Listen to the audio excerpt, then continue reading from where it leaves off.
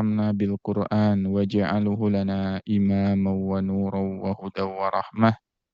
اللهم ذكرنا منه ما نسينا وعلمنا منه ما جهلنا وارزقنا تلاوته آناء الليل وأطراف النهار وارزقنا تلاوته آناء الليل وأطراف النهار. اللهم اجعلنا وأهلنا وأولادنا من أهل القرآن الذين هم أهلك وخاصتك يا رب العالمين. سبحانك لا علم لنا إلا ما علمتنا إنك أنت العليم الحكيم. فقال الله تعالى في كتابه الكريم وهو أصدق القائلين بعد أعوذ بالله من الشيطان الرجيم بسم الله الرحمن الرحيم. تبارك الذي بيده الملك وهو على كل شيء قدير الذي خلق الموت والحياة ليبلوكم أيكم أحسن عملا. وقال أيضا اللهم إنا نعوذ بك من جهد البلاء ودرك الشقاء وشماتة الأعداء. وقال أيضا اللهم أجرني في مصيبتي واخلف لي خيرا منها. Alhamdulillah, alhamdulillahi bini'matihi tatimmus shalihat. Segala puji bagi Allah Subhanahu wa taala yang telah mengumpulkan kita dan menjamu kita pada jamuan dan hidangan Al-Qur'an yang tidaklah Allah berikan jamuan dan hidangan itu kecuali untuk mereka-mereka yang Allah undang untuk menikmati sajian Al-Qur'an yang begitu nikmatnya. Nabi SAW selalu menyebutkan bahwasannya Al-Quran ma'dzabatullah. Quran itu adalah hidangan dari Allah Jalla Jalaluh. Sehingga siapapun yang bisa menikmati dan mencicipi Al-Quran, maka dia telah diberikan jamuan dari Allah Subhanahu wa Ta'ala, sehingga dia bisa merasakan dan menikmati indahnya Al-Quran dan bisa merasakan betapa nikmatnya Al-Quran dan hidup di bawah naungan Al-Quran dan di bawah bayang-bayang dari Al-Quran. Maka pujilah Allah Subhanahu wa Ta'ala yang telah memberikan karunia dan kesempatan kepada kita untuk sama-sama mencicipi hidangannya, untuk sama-sama mencicipi sajian yang sungguh sangatlah nikmat, yang lezatnya tidak bisa dirasakan oleh orang-orang yang kecuali kelezatan itu hanya dirasakan oleh orang-orang yang telah mencicipinya.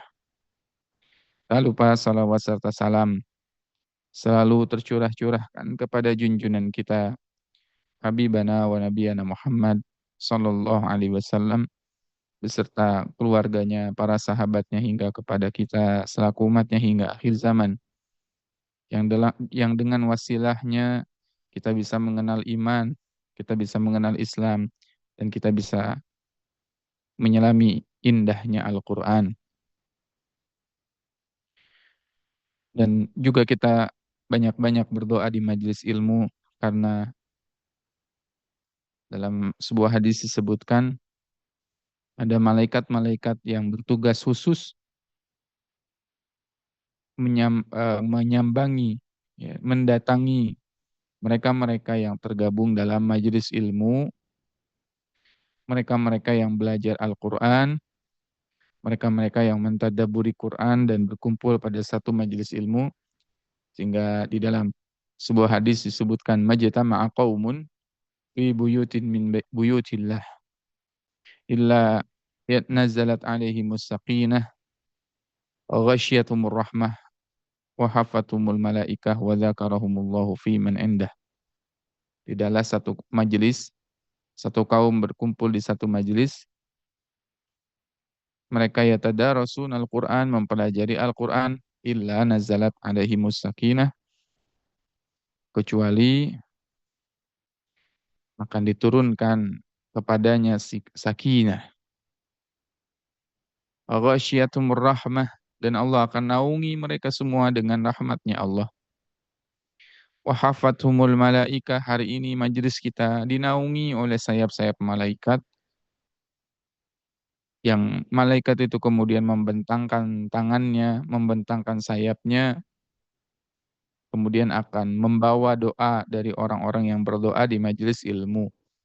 Maka perbanyaklah doa di majelis ilmu, karena doa itu akan langsung disetorkan oleh malaikat ke arasy-Nya Allah. Wa dzakarahumullahu fi man indah, dan Allah akan sebut satu persatu nama kita di hadapan Allah, di hadapan semua makhluk, di hadapan semua manusia, di hadapan semua malaikat, dan semua makhluk yang ada di langit dan di bumi. Maka beruntunglah bagi kita yang bisa hadir di majelis ilmu, wabil khusus majelis Al-Quran. Sahabat Al-Quran yang dimuliakan oleh Allah, dalam kehidupan kita pasti menemui yang namanya ujian. Setiap dari kita pasti mendapatkan ujian dan bentuknya berbeda-beda. Ada yang barangkali hari ini sedang diuji dengan ekonomi, ada yang barangkali hari ini diuji dengan keluarga, ada yang barangkali hari ini diuji dengan anak, ada yang barangkali hari ini diuji dengan pasangan, ada yang barangkali diuji dengan orang tua, ada yang barangkali diuji dengan sakit, ada yang barangkali diuji dengan hutang, ada yang barangkali diuji dengan bisnisnya, dan semua ujian yang memang sedang kita rasakan. Yang setiap orang tentu berbeda-beda ujiannya. Maka majelis ini hadir, mudah-mudahan bisa menyembuhkan dan bisa mengobati segala ujian yang sedang kita hadapi. Karena tidak ada obat terbaik kecuali obat yang bersumber dari kalamullah. Tidak ada obat penawar terbaik kecuali dari Al-Quranul Karim.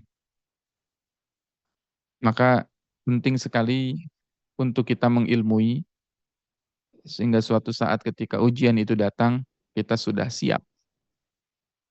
Karena seseorang baru bisa melakukan sebuah amal ketika dia sudah memiliki ilmu. Dan penting bagi kita untuk mengilmui, karena setiap dari kita pasti tidak lepas dari yang namanya ujian. Oleh karenanya, pujilah Allah Jalla Jalaluh yang pada kesempatan hari ini masih mengizinkan kita untuk terus hadir di majelis ilmu, masih mengizinkan kita untuk terus ya mempelajari kalamnya. Kita berdoa mudah-mudahan dengan barokah majelis ini, yang sedang sakit Allah sembuhkan, yang sedang bingung Allah berikan petunjuk terbaik, yang sedang memiliki masalah Allah beri jalan keluar terbaik dari masalahnya,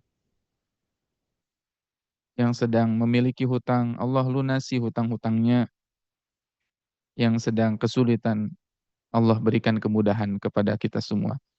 Amin ya rabbal alamin. Saya ingin memulai materi kita dengan sebuah surat cinta yang dikabarkan Nabi Shallallahu Alaihi Wasallam kepada kita dari Anas bin Malik radhiyallahu an. Ini ada kabar baik bagi mereka yang sedang diuji, bagi kita yang sedang diuji.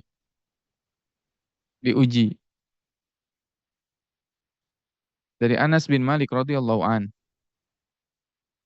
Kita pernah membahas ya sahabat Anas bin Malik ini, ya, seorang yang begitu diberkahi oleh Allah Subhanahu wa taala melalui doa dari Nabi Shallallahu alaihi wasallam, di mana Nabi berdoa, ya Allah berkahilah hartanya, berkahilah keturunannya, dan berkahilah usianya. Usia Anas bin Malik radhiyallahu an. Sosok sahabat yang luar biasa, yang mendapat doa dari Nabi Shallallahu Alaihi Wasallam. Sehingga kita tahu Anas bin Malik menjadi sahabat yang berkah usianya, panjang usianya, punya harta yang banyak, anak keturunan yang banyak, yang beliau pun dipanjangkan umurnya sampai sekian 100 tahun lebih, dan beliau memiliki keturunan yang begitu banyak.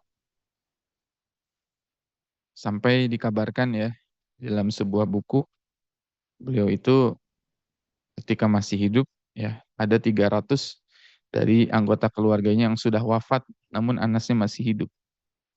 Memiliki kebun yang sangat diberkahi oleh Allah, hartanya berkah sehingga Anas bin Malik menjadi sahabat yang sangat ya luar biasa dari segi keberkahan.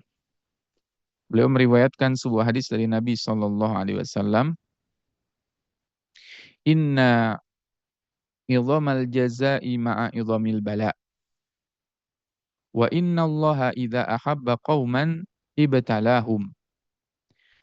Faman radiya lahu faman radiya falahu ridha wa man sakhita falahu sukhta. Falahu sakhatu.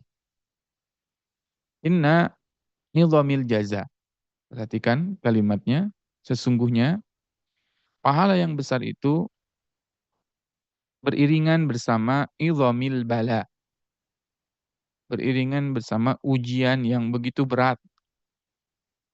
Jadi kalau kita menginginkan balasan yang begitu besar, maka kita pun harus siap dengan konsekuensi yang besar, yaitu ujian yang begitu besar.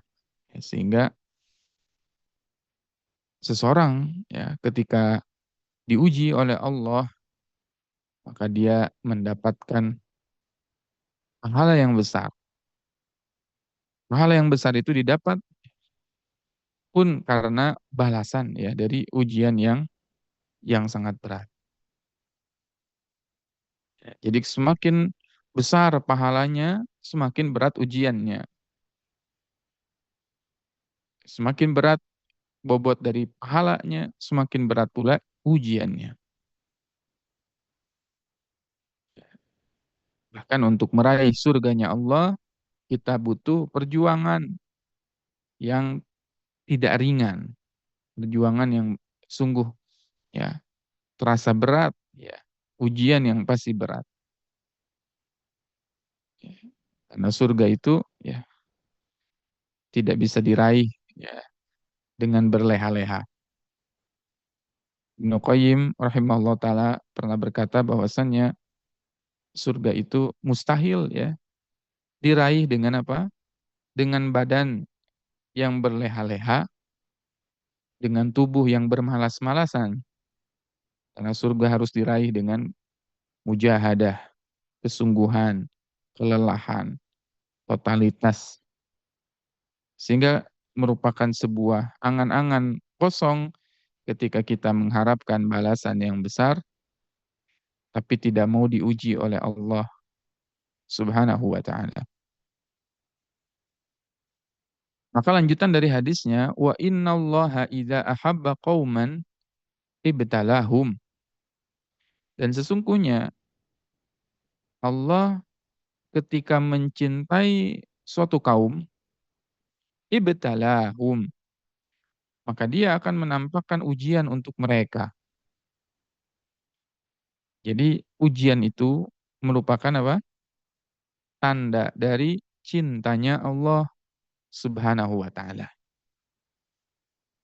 Ini kabar gembira ya, surat cinta dari Allah bahwasannya ujian itu adalah tanda cinta dari Allah. Innallaha idza ahabba qauman ibtalahum. Jadi rubahlah cara pandang kita ketika menyikapi ujian, bahwasannya ujian itu adalah tanda cinta dari Allah Subhanahu wa taala. Kalau kita sudah memindset bahwasannya ujian yang hari ini menimpa kita adalah tanda cintanya Allah, insya Allah kita akan lebih mudah lagi menjalani ujian yang sedang kita alami, jalani masing-masing. Banyak yang mengatakan bahwasannya ketika Allah menguji kita, seakan-akan Allah membenci kita. Seakan-akan Allah tidak suka dengan kita. Seakan-akan Allah tidak mencintai kita. Justru kebalikannya, ketika kita diuji, kita sedang dicintai oleh Allah Subhanahu wa ta'ala. Ya. Maka ujian itu adalah tanda cinta. Ketika seseorang diuji, semakin banyak ujiannya, maka semakin besar pula pahalanya. Saya ingin bertanya kepada sahabat Al-Quran sekalian, ayah bunda, abang kakak, dimanapun ayah bunda, abang kakak berada, tolong tunjukkan kepada saya satu nabi yang tidak pernah diuji oleh Allah. Adakah satu nabi yang tidak pernah diuji oleh Allah? Jawabannya tidak ada. Hampir semua para nabi itu tidak sepi dari yang namanya ujian. Ustadz, bagaimana dengan Nabi Sulaiman alaihi salam?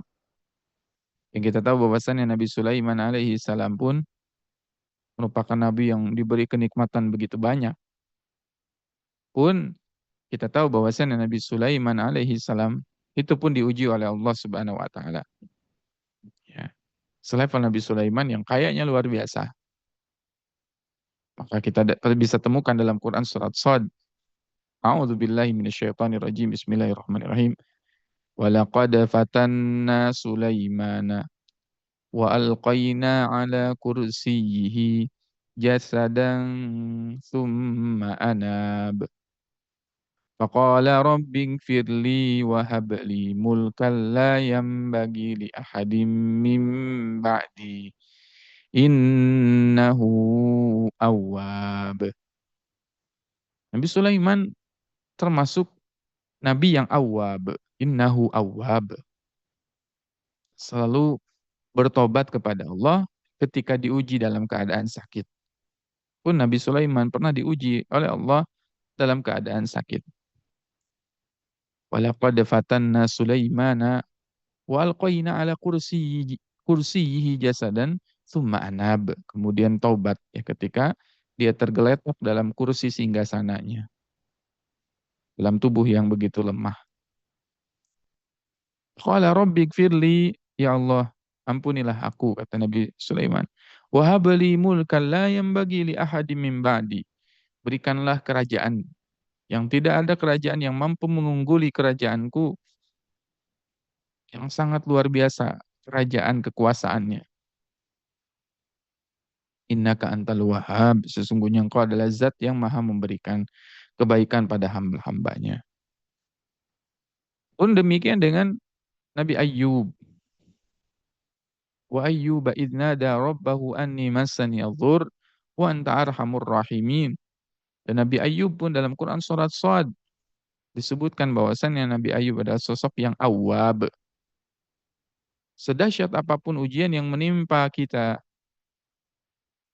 jadilah manusia-manusia yang awwab, yang selalu kembali pada Allah Subhanahu wa taala, selalu bertobat kembali kepada Allah Subhanahu wa taala.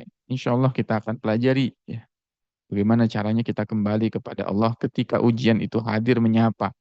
Namun mindset yang perlu kita luruskan, mindset di awal bahwasannya ujian itu adalah tanda cinta. Ya. Allah mencintai kita. Kalau kita mau dicintai oleh Allah, maka kita harus siap untuk diuji. Kita mau dicintai oleh Allah, maka harus siap diuji. Adakah di antara sahabat-sahabat di sini yang ingin panjang umurnya, kemudian tidak pernah sakit, selalu diberi rezeki yang lancar, tidak pernah diuji?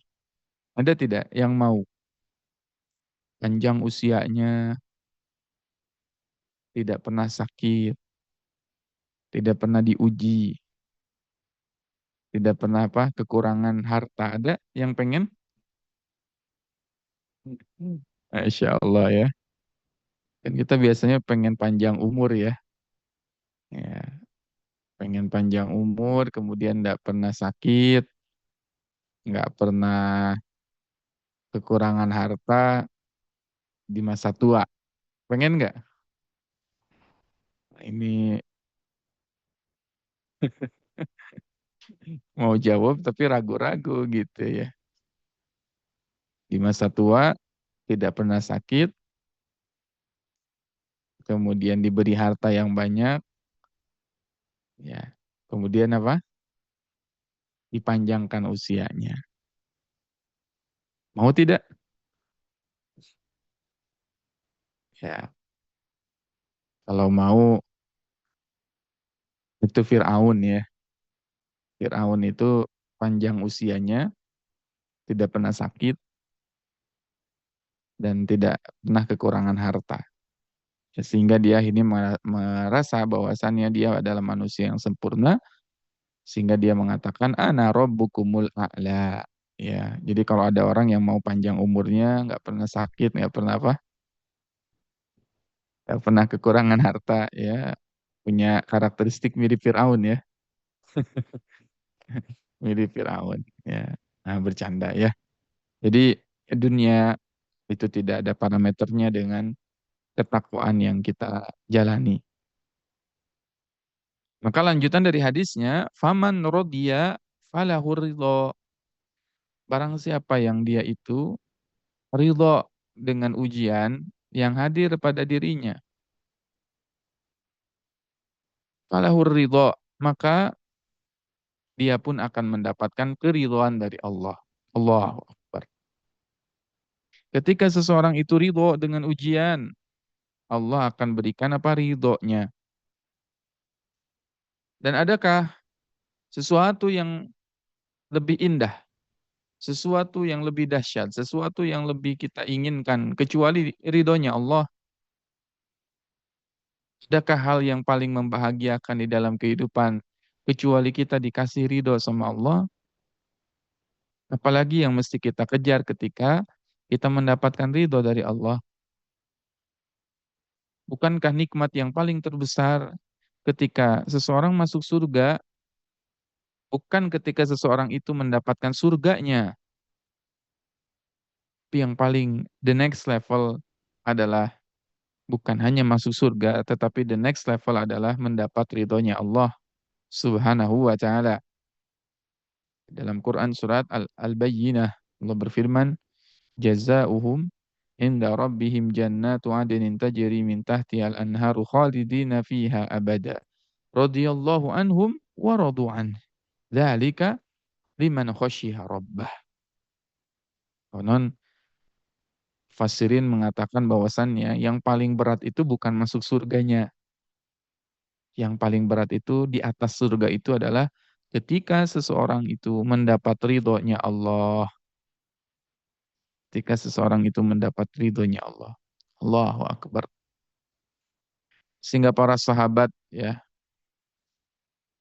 masuk orang-orang yang telah mendapatkan ridhonya Allah, sehingga kita selalu mengatakan kepada mereka, radhiyallahu anhum ajma'in. Semoga Allah meridhoi mereka. Nah, orang-orang yang diridhoi oleh Allah adalah mereka-mereka yang ketika ditimpa musibah lalu dia ridho. Maka malam hari ini mari kita deklarasikan kepada diri kita, ya Allah, kami ridho, kami ridho.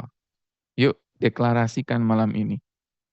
Ya, ya Allah, kami ridho. Radhiyallahu an wa radu an. Ya Allah, kami ridho. Saya ridho ya Allah. Saya nerima ya Allah. Falahur ridho. Siapa yang ridho dengan ujiannya, maka Allah pun ridho terhadapnya. Dan kalau Allah sudah ridho, selesai masalah. Selesai sudah masalah. Wa man sakhita falahus sakhatu. Barang siapa kata Allah, yang dia murka, dia tidak suka dengan ujian itu. Ya, dia tidak suka. Dia apa? Sahit. Sahito, bahasa kata dari suhut. Ya, artinya apa? Marah. Tidak terima dengan takdir. Dia marah. Apa ciri-ciri marah? Dia ngomel. Banyak ngeluh. Banyak apa? Update status. Ya, banyak cerita ke sana sini. tentang ujian yang dia alami. Itu namanya sakhitoh. Falahu sakhatu. Kalau dia tidak suka, maka pun Allah pun akan murka dengannya. Wa a'udzubillahi min dzalik. A'udzubillahi min dzalik ya. Jangan sampai kita termasuk orang yang tidak diridhoi oleh Allah karena kita tidak ridho terhadap ujian dari Allah. Kenapa Allah begitu marah dengan orang yang tidak menerima ujian? Karena ini ujian itu adalah tanda cinta. Maka resapi ke dalam hati ini, Allah hadirkan ujian karena Allah cinta kita. Allah sayang sama kita. Allah mencintai kita. Ujian ini tanda cintanya Allah. Bukan tanda benci, bukan tanda marah, ya, bukan tanda tidak ridho. Ya, pastikan. Ustadz, kenapa Allah hadirkan ujian dalam rumah tangga saya? Ini tanda Allah cinta sama kita. Ustadz, saya sudah daftar umroh, tapi qadarullah ketika daftar umroh ini saya tertipu oleh travel sehingga akhirnya tidak bisa berangkat. Itu tanda cinta, bukan Allah benci. Nah banyak ya teman-teman yang qadarullah tertipu, terusnya berangkat umroh, tertipu, kemudian mereka mengatakan kepada saya, Ustadz apakah Allah itu tidak mau saya mengunjungi rumahnya? Apakah begitu benci Allah terhadap diri kita? Apakah saya tidak layak gitu ya? Apakah saya ya tidak berhak ya, mendapatkan kebaikan dari Allah? Subhanallah. Itu adalah apa? Itu adalah kata-kata dan hembusan was-was dari syaitan yang membuat kita tidak ridho terhadap takdir dan ketetapan dari Allah.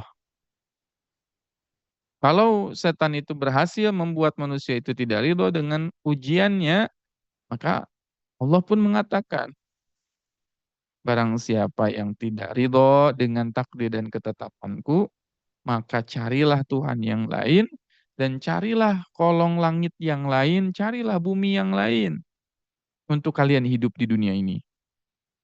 Permasalahannya, mampukah kita bertuhan selain dari Allah? Mampukah kita hidup di bawah kolong langit yang lain?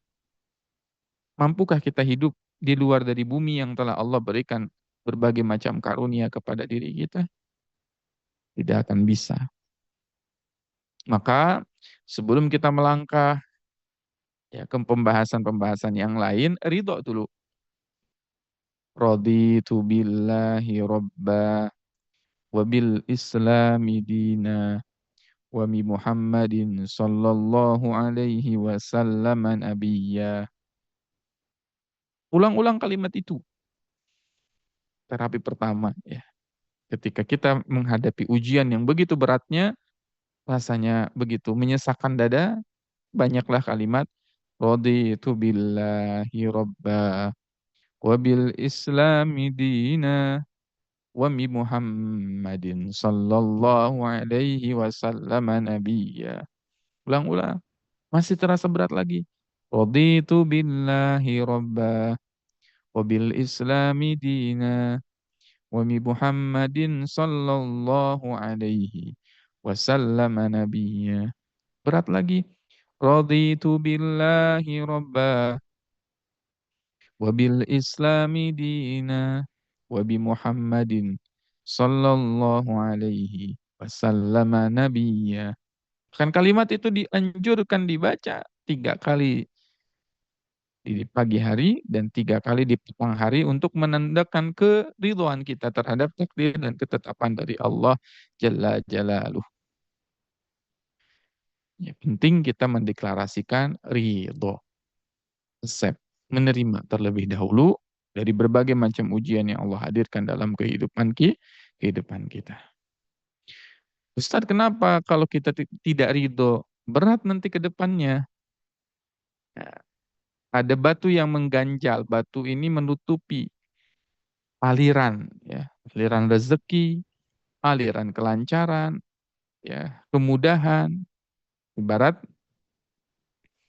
Ini sungai, sungai itu ya kemudian terhambat dengan yang namanya apa? Batu. Ini batu menghalangi sungai ini. Yang harusnya mengalir airnya, harusnya mengalir air itu.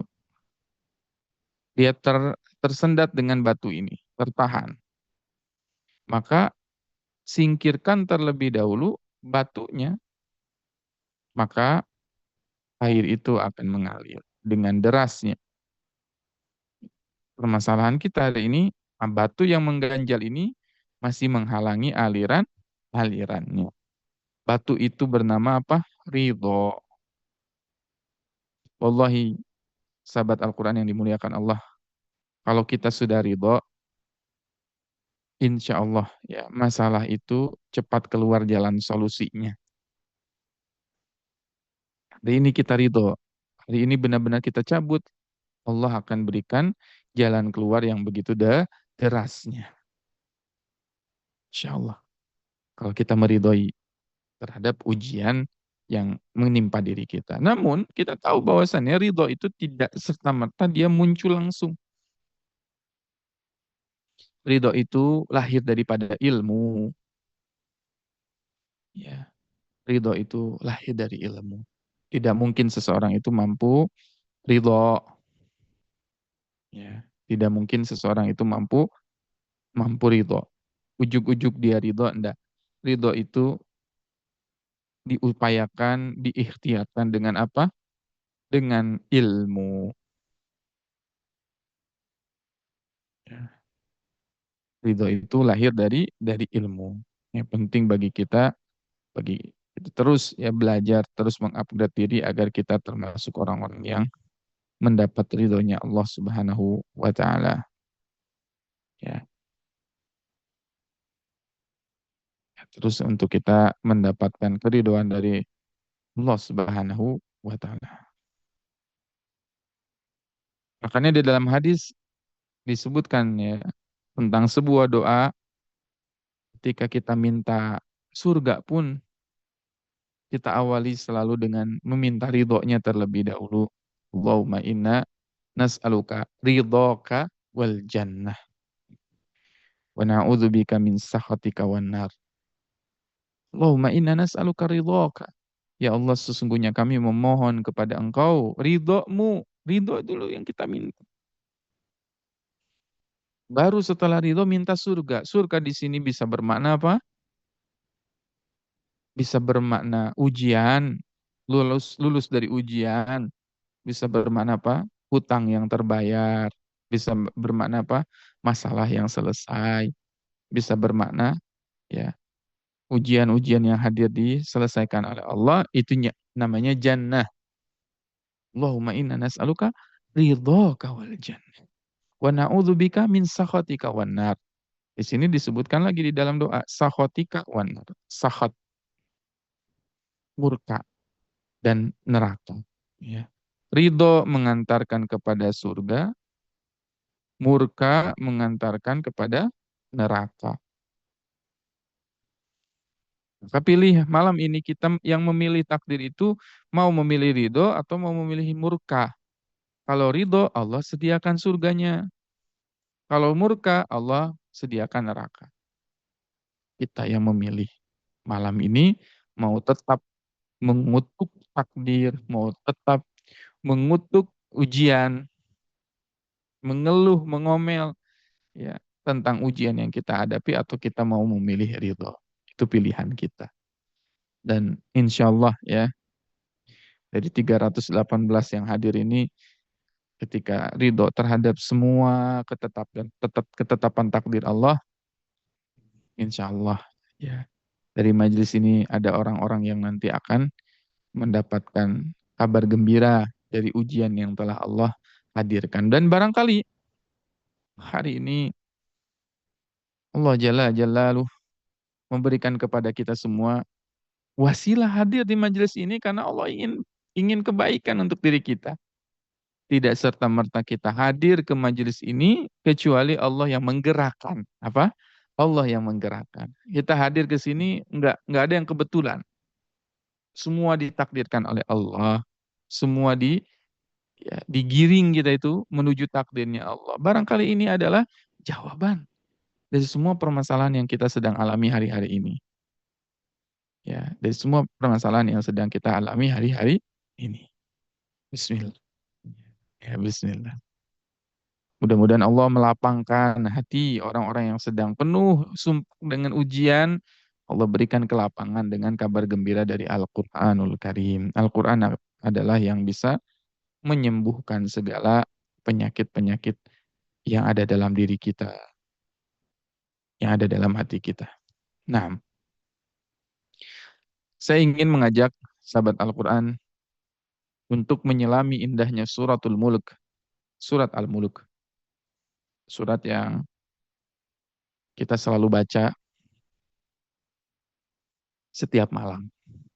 Seakan-akan Allah ingin mentarbiah kita, Allah ingin mendidik kita, setiap malam selalu diingatkan bahwasannya dialah Allah Subhanahu wa taala yang disebutkan di dalam ayat 1. A'udzu billahi minasy syaithanir rajim. Bismillahirrahmanirrahim. Tabarakalladzi biyadihil mulku wa huwa ala kulli syai'in qadir. Alladzi khalaqal mauta wal hayata liyabluwakum ayyukum ahsanu amala wa huwal azizul ghafur. Setiap malam, ya, setiap malam kita selalu dianjurkan baca salasuna ayat, 30 ayat kata Nabi sallallahu alaihi wasallam, 30 ayat. Man qara'aha, barang siapa yang membacanya sebelum dia tidur, maka ayat-ayat ini akan menghindarkan dari azab kubur. Dan siapapun yang dimudahkan oleh Allah Subhanahu wa taala untuk membaca suratul Mulk, maka dia telah dipilih menjadi kekasihnya Allah, kekasih dari surat Al-Mulk. Dan surat Al-Mulk itu adalah berhak memilih dengan siapa dia bersanding. Surat Al-Mulk bisa memilih dengan siapa dia bersanding. Maka banyak manusia yang sudah tahu keutamaannya, namun tidak bisa membaca di setiap malam. Kenapa? Karena hanya yang berhak dan layak untuk bersanding dengannya yang bisa mendapatkan keistimewaan dari surat ini. Surat yang bisa menjaga seseorang dari azab kubur. Dan demikianlah ya, Al-Quran yang menurut Syekh Dr. Ahmad Isa Al-Mashrawi, beliau selalu mengatakan bahwasannya Quran itu bisa menolong kita nanti di akhirat. Bisa menghindarkan kita dari azab kubur. Bisa menghindarkan kita dari dimasukkan ke dalam neraka. Jika di dalam akhirat saja Quran bisa menjelma sedemikian rupa, menjadi sosok yang selalu membela kita, membersamai kita di dalam alam kubur kita, menjadi pembela, pengacara kita ketika kita dihadapkan di pengadilannya Allah. Lalu bagaimana dengan seseorang yang hidup bersama Al-Quran yang dia di dunia, sejak di dunia, Al-Quran akan memberikan pertolongan kepada hamba-hambanya Allah, sahabat-sahabatnya. Kalau di Al-Quran di akhirat saja yang sudah tidak bisa berubah takdir itu masih bisa ditolong oleh Quran, apalagi dengan dunia yang sifatnya fluktuatif, yang sifatnya masih bisa berubah. Alladzi khalaqal mauta wal hayata liyabluwakum ayyukum ahsanu amala. Menarik untuk kita renungi ketika di dalam Quran surat Al-Mulk ayat kedua yang selalu kita baca setiap malam, Allah Subhanahu wa taala menyebutkan alladzi, dialah Allah, khalaqal mauta. Dia yang menciptakan kematian, dia yang menciptakan kehidupan. Di sini diucapkan kematian terlebih dahulu, baru diucapkan urutannya kehidupan. Normalnya, normalnya hidup dulu baru mati atau mati dulu baru hidup. Mati dulu baru hidup. Ini pilihan yang A. Ya silakan diketik di kolom komentar. Ini yang A. Hidup dulu baru mati, atau yang B, mati dulu baru hidup. Normalnya. Normalnya. Normalnya. Kita hidup dulu baru mati atau mati dulu baru hidup.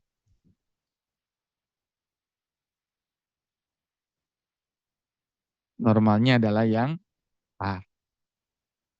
Ya, normalnya adalah yang A. Hidup dulu baru mati. Itu normalnya.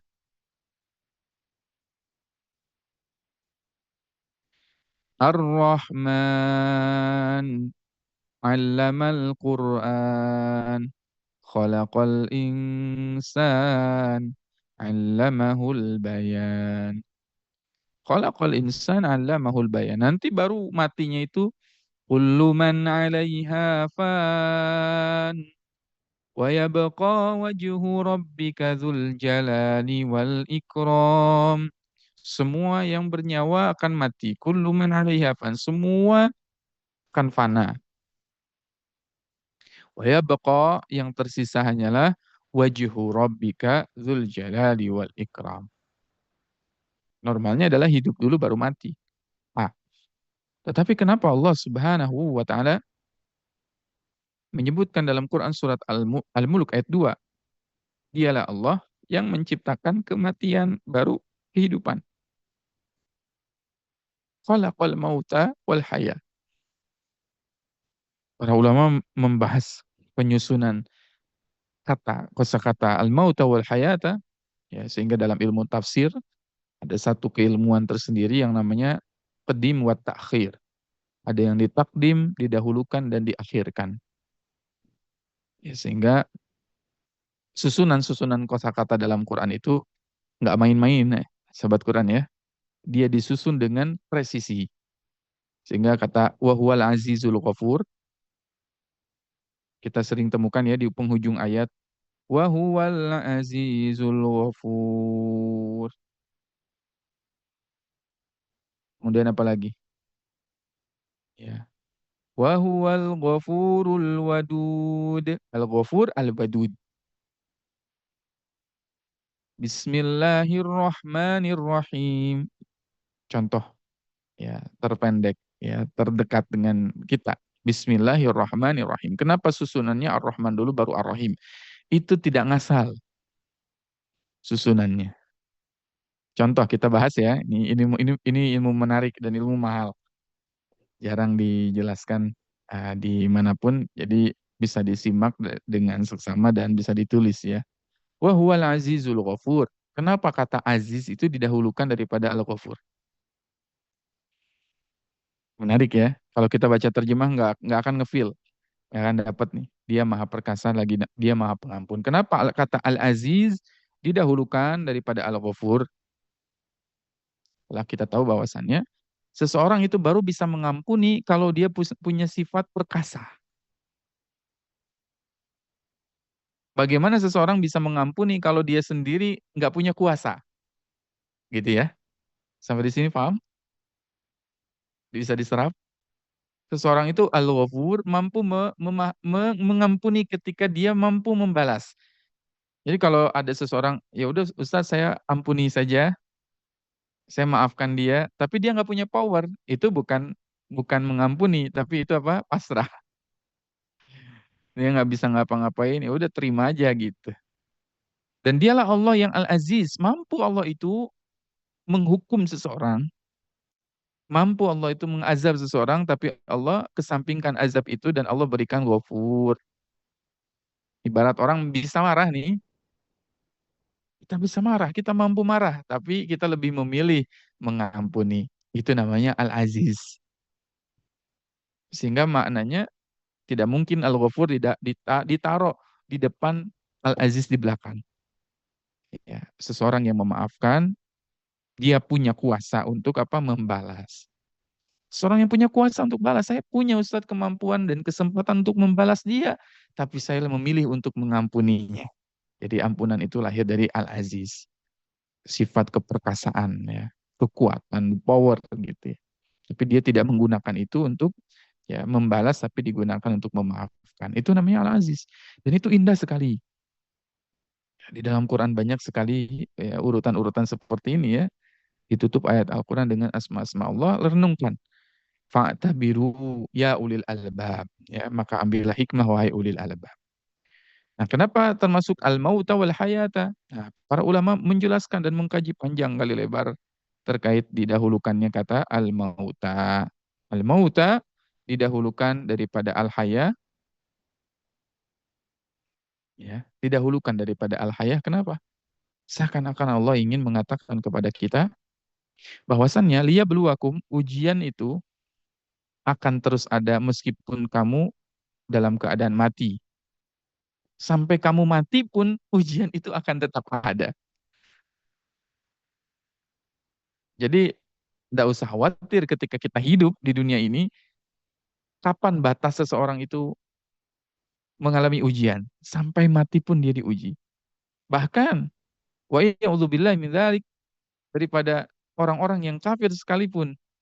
Orang kafir, ketika dia mati, kematian itu bukan menjadi akhir dari ujiannya. Justru kematian itu adalah awal dari ujian yang akan dia dapatkan di akhirat nanti. Sedangkan bagi orang beriman, mati adalah pemutus ya segala kelezatan, tapi dia menikmati nanti nikmat kubur, menikmati surganya Allah Subhanahu wa taala. Jadi ujian akan tetap ada sampai kapan? Sampai kita wafat, sampai kita mati. Pun bagi orang kafir, mati bukan akhir. Justru mati itu adalah ujian awal dia, ujian awal itu. Nauzubillah min dzalik. Ya. Jadi berharap terbebas dari ujian adalah sebuah kemustahilan. Ketika kita berharap terbebas dari yang namanya ujian, mustahil. Nah, sampai mati pun kita akan mendapatkan ujian itu. Nah, sampai mati. Pun kalau sekarang kita mungkin tidak diberi ujian oleh Allah, nggak dapat nih ujian ini. Biasa-biasa saja Ustaz, saya nggak dapat ujian. Ya mungkin sekarang, nggak tahu. 5 tahun ke depan, 10 tahun ke depan seperti apa, tidak pernah tahu kita. Ujian yang akan menimpa diri kita.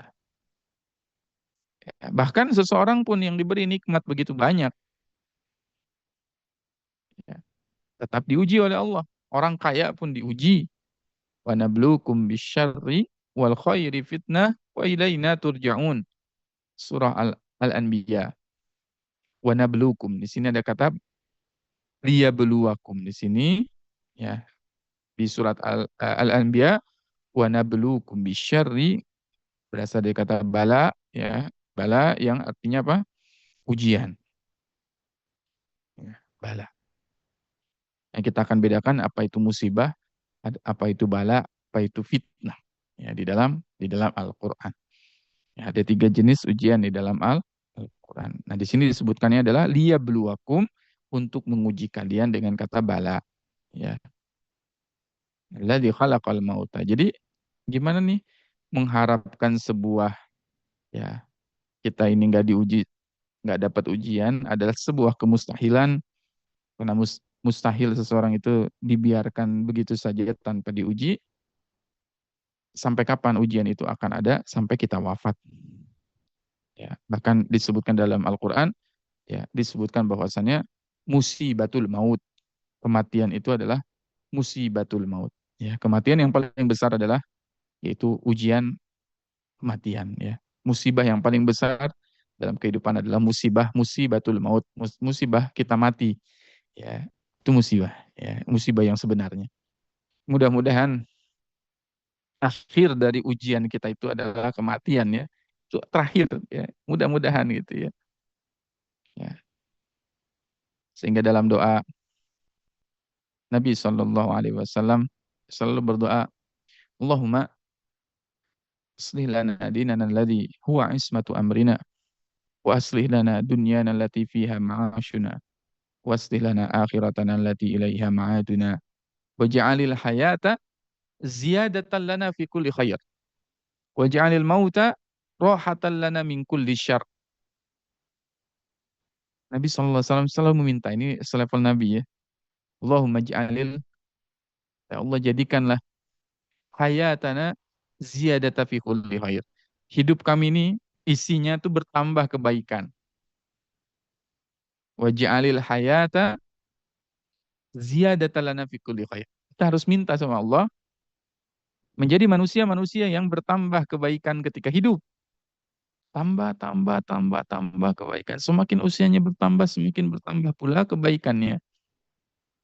Waj'alil mauta rahatan lana min kulli syarr. Ya Allah, jadikanlah, kata Nabi, kematian kami sebagai rohah, istirahat dari berbagai macam dosa yang dilakukan. Min kulli syarr, dari berbagai macam keburukan-keburukan yang kita lakukan. Ya, ya. Sehingga kita meminta di akhir ya kehidupan kita, ya kita menjadi manusia-manusia yang terputus dari berbagai macam keburukan yang kita lakukan, kemaksiatan yang kita lakukan, dan diputus ya ujian itu ketika kita wafat ya, ketika kita mati. Nah, selanjutnya kalau berbicara tentang ujian, saya selalu teringat surat Al-Ankabut, suratul Ankabut, surah Al-Ankabut, surat yang menceritakan tentang apa? Laba-laba. Ya. Surat yang menceritakan tentang laba-laba. Nah, kita tadaburi dulu. Ya. Pernah lihat bunda laba-laba? Di rumah kita ada sarang laba-laba. Di dalam surat Al-Ankabut, Allah bahkan potret ya, satu makhluk yang kecil, ya, satu makhluk laba-laba. Dan Allah sebutkan laba-laba itu, ya, rumahnya itu sebagai rumah yang paling lemah di dunia, paling lemah di muka bumi ini. Wa inna auhanal buyut labaitul ankabut. Dalam surat Al-Ankabut Allah menyebutkan, memotret satu potret rumah paling rapuh yang ada di dunia ini, selemah-lemahnya rumah. Wa inna auhanal buyuti labaitul ankabut. Lau kanu ya'lamun. Kata Allah, lihat ya potret rumah ya. Yang jaring laba-laba itu begitu kompleks. Ya kalau kita lihat ya, kalau saya gambarkan ya, jaring laba-laba itu kan seperti ini ya. Kompleks sekali dan itu indah sekali. Itu kalau kita lihat ya seni ya, seperti seni yang sangat indah ketika laba-laba itu membuat jaring ya, membuat jaring. Siapa yang menjaring, membuat jaring laba-laba ini? Yang aktif membuat jaring itu adalah laba-laba betina. Laba-laba betina. Laba-laba betina. Nah, kata Allah, jangan sampai kalian seperti rumah-rumah kalian seperti laba-laba betina. Al-Ankabut, seperti rumahnya laba-laba yang auhana lebuyut, selemah-lemahnya rumah, serapur-rapunya rumah. Meskipun tadi kompleks ya, membangunnya itu kompleks. Susah sekali, ribet. Ya. Tujuannya apa? Laba-laba betina ini membangun rumah, satu untuk menangkap mangsa. Kalau ada lalat ya atau nyamuk yang terperangkap, dia akan makan. Dua, untuk menarik apa? Laba-laba yang jantan. Ya, laba-laba jantan. Lalu setelah laba-laba betina itu ya bisa menarik ya lawan jenisnya, pasangannya yang jantan, setelah itu dia apa? Ya, melakukan hubungan ya antara betina dan jantan, kawin, setelah itu memiliki anak. Laba-laba itu melahirkan anak.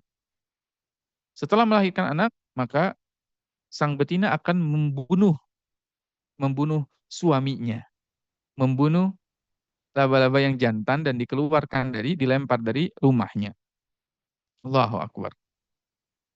Setelah dilempar, ya laki-lakinya, jantannya mati, kelak ya, laba-laba yang anak-anaknya tadi akan tumbuh dewasa, dan ketika dewasa, anak-anak kecil itu, anak-anaknya laba-laba betina itu akan membunuh ibunya, dan ibunya yang dibuang dari sarangnya. Kejam tidak? Jadi, subhanallah. Ya, ini Allah menggambarkan kepada kita satu potret keluarga yang tidak ada kebaikan di dalamnya. Ya. Dan itu maha suci Allah dengan ilmu sains ya. Kita hari ini bisa terbuktikan ayat ini. Wa inna awhanal buyut labaitul ankabut. Jangan sampai rumah tangga kita seperti apa? Seperti rumah tangga laba-laba. Yang fitnahnya sangatlah besar. Ya, antara suami dan istri saling membunuh. Anaknya nanti membunuh ibunya sendiri. Ibunya dikeluarkan dari rumah. Na'udzubillahi min dzalik. Dan Allah gambarkan mereka dengan selemah-lemahnya rumah. Dan di dalam surat Al-Ankabut, Allah sangat kentara membahas ujian. Sehingga kita tahu bahwasannya ibarat sarang laba-laba yang begitu kompleks kan, bercabangan, ya kita perhatikan tadi laba-laba ini nih rumahnya kan jaringnya banyak, ribet, ya kompleks sekali. Begitulah Allah gambarkan, meskipun fitnah itu begitu besar, kompleks, rumit, tapi fitnah itu sangat mudah untuk dihancurkan oleh Allah. Sebesar apapun makar para musuh-musuh Islam membuat apa konspirasi gitu ya, membuat konspirasi, membuat apa lagi? Ya, segala rupa ya, ya tipu daya, rumit kan? Konspirasi tipu daya musuh-musuh Islam berjejaring seperti laba-laba, namun kata Allah itu gampang sekali dihancurkan. Faqad makaru makrahum wa in kana makruhum litazula minhul jibah. Ya, mereka membuat makar sampai gunung itu bisa lenyap. Ya subhanallah, hari ini kita bisa saksikan betapa gunung-gunung itu begitu lenyap gitu ya. Namun kata Allah, ya Allah pun membuat makar. Wa makaru wa makarallah wallahu khairul makirin. Maka ketika Allah menjelaskan tentang fitnah yang begitu banyak, begitu besar, ya termasuk dalam bab laba-laba ini, surat Al-Ankabut ini menggambarkan tentang kompleksivitas ya dari ujian. Ya, sehingga kita lihat di dalam surat Al-Ankabut Allah buka ayat pertama dengan huruf muqatta'ah. A'udzu billahi minasy syaithanir rajim. Bismillahirrahmanirrahim. Alif lam mim. Ahasiban nasu an yutraku an yaqulu amanna wa hum la yuftanun. Walaqad fatanna alladhina min qablihim فليعلمن الله الذين صدقوا وليعلمن الكاذبين. Allah buka surat Al-Ankabut ini dengan satu ayat yang alif lam mim. Bunyinya alif lam mim. Wallahu a'lam bimuradihi, hanya Allah yang mengetahui maknanya. Namun yang bisa kita gali dari alif lam mim ini bahwasannya yang pertama, masukilah Al-Qur'an dengan pintu kebodohan. Ketika kita masuk mau mentadaburi Quran, hadirkan rasa bodoh. Masuki Quran itu dengan perasaan nggak ngerti apa-apa. Masuki Quran itu dengan perasaan merendahkan diri di hadapan Allah Subhanahu wa taala. Seraya kita mengatakan, "Ya Allah, saya nggak ngerti apa-apa. Saya nggak paham apa-apa. Tolong berikan pemahaman kepada saya. Tolong bimbing saya. Tolong berikan apa? Tunjuk kepada saya. Tolong cahayai hati saya. Tolong bimbing saya ketika kita memasukinya. Karena nggak tahu maknanya alif lam mim pun kita nggak paham. Untuk sekedar alif lam mim, huruf yang sederhana bagi kalangan orang-orang Arab, Alif, lam, mim. Tapi kita nggak pernah tahu apa itu maksudnya.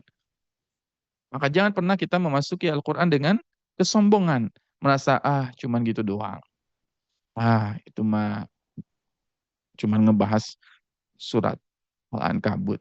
Cuman ngebahas ujian dalam kehidupan. Nah, udah nggak usah dibahas-bahas lah. Itu sombong. Jadi kalau kita masuki Quran, jangan pernah merasa, itu sudah pernah saya pelajari. Ya, ya itu sudah pernah dipelajari oleh saya. Itu mah gampang lah begitu dan sebagainya sebagainya. Masuki Quran itu dengan jangan pernah sombong, merasa diri mampu, merasa diri bisa, merasa diri pintar. Sampai kapanpun Quran nggak pernah membuka dirinya. Ini kalau kita banyak musibah, rendahkan diri kita, tadarru'un. Tadarru, buka Quran. Saya dapat ujian ya Allah, bimbing saya. Saya dapat ujian ya Allah, mudahkan saya. Buka Quran kita. Ahasiban nasu an yutraku an yaqulu amanna wa hum la yuftanun. Ahasiban nas, apakah kamu mengira, apakah manusia itu ngira? Kata Allah, Allah kalau kita bahasakan bebas gitu ya. Emang kamu menyangka, emang kamu pernah ngira, ayyut roku kamu itu akan ditinggalin ketika kamu mengatakan ayyakulu amanna. Emang cukup dengan kita bilang, amanna, aku beriman ya Allah. Emang cukup kata Allah. Dan emang kamu bakal dibiarkan begitu saja mengucapkan kalimat syahadat, setelah itu ditinggalkan oleh Allah, setelah itu kamu masuk surga. Memang seperti itu kata Allah. Si Banas, kamu nyangka kamu itu bakal masuk surga hanya dengan kalimu, kamu mengucapkan kalimat la ilaha illallah. Wahum la yuftanun, sedangkan kamu tidak diuji. Wahum la yuftanun. Emang cukup kita mengatakan Tuhan kita adalah Allah, kemudian kita dibiarkan begitu saja. Di ayat yang lain Allah berfirman, afa khalaqnakum abasan wa annakum ilaina la turja'un. Apakah kalian menyangka bahwa aku menciptakan kalian itu hanya main-main saja dan sedang kalian tidak akan dikembalikan kepadaku, kata Allah Subhanahu wa taala. Emang cukup kita bilang la ilaha illallah, asyhadu an la ilaha illallah wa asyhadu anna Muhammadar Rasulullah. Kita salat, kita naik haji, kita zakat, saum, cukup? Tidak. Allah akan berikan apa? Ujian kepada kita. Wahum la yuftanun. Ini pertanyaan yang apa? Ya, ya sebetulnya nggak perlu jawaban ya, retoris ya dalam Quran itu pertanyaannya yang retoris. Siban nasu ayyutraku ayyakulu amanna wa hum la yuftanun. Apakah manusia itu nyangka cuman mengatakan la ilaha illallah saja, dia tidak akan diuji oleh Allah.